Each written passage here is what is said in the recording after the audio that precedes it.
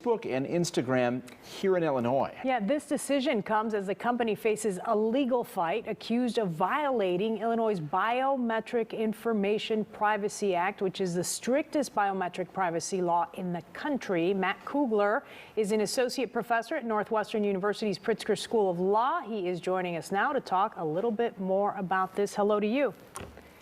Hello to you. Thank you for having me. Okay, so a lot of people seem to be kind of addicted to some of these filters, right? You see them using them all the time. So explain to me, give me a breakdown of which filters we're talking about, and is it on all apps or is it just specific to Meta?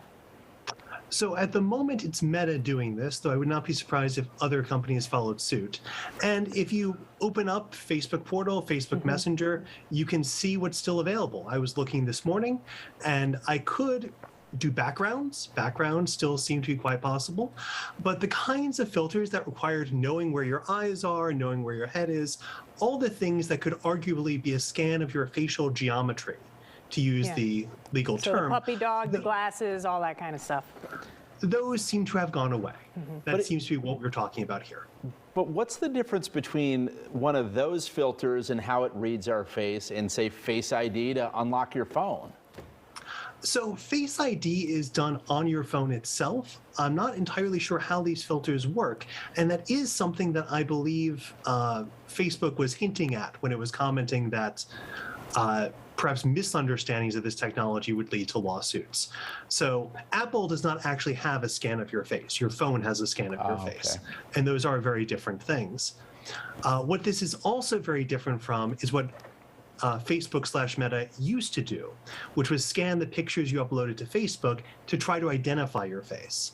That was much closer to what the Illinois privacy law was meant to address.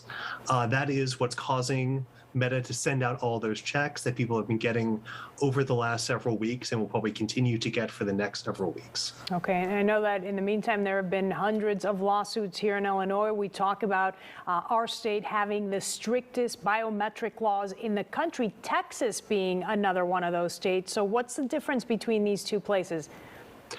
Two major differences. In Illinois, the statute has an extremely explicit consent requirement. The consent needs to be in writing. It has to have certain bits of information in there. And lots of companies that didn't know biometrics were special didn't write policies that complied with this. That's why there were so many lawsuits over the last 5 or 6 years. The Texas statute requires consent, but requires broad consent. You don't need the level of specificity you need in Illinois. The other major difference sounds like a legal technicality. But in Texas, only the Attorney General can sue. So only the state can sue. Whereas in Illinois, private citizens can sue. Gotcha. So in Illinois, lots of people were suing their employer over use of, say, biometric time clocks. That might not be worth the Attorney General's office's time, but private employees were quite happy to do that. So is it your sense that this is just a brief pause, and once the lawyers over at Facebook, Instagram, Meta figure out, how to make us check another box on the terms of service, that they may be back?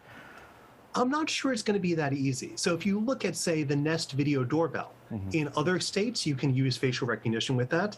In Illinois, you still can't. And the thought there is that though the owner of the video doorbell can easily give consent, not everyone who approaches the video doorbell can give consent. And I'm not sure whether they're going to have a similar problem with these filters, because obviously if I'm taking a selfie, I can consent. But if I'm on a Facebook portal, the image might have me, my children, house guest. Those people may not have consented. So there might actually be a persistent problem here. Having said that, Facebook is arguing that this isn't even facial recognition. This is object recognition, I believe they're calling it. And that may be a meaningful legal distinction. We're not sure yet. We haven't gotten a long stack of court decisions on exactly this point. A lot to watch. Okay, Matt Kugler, associate professor over at Northwestern University's Pritzker School of Law. We appreciate your time. Have a good afternoon. Thank you very much. Thank you. Next, the White Sox look to get back in the win column today in Kansas City.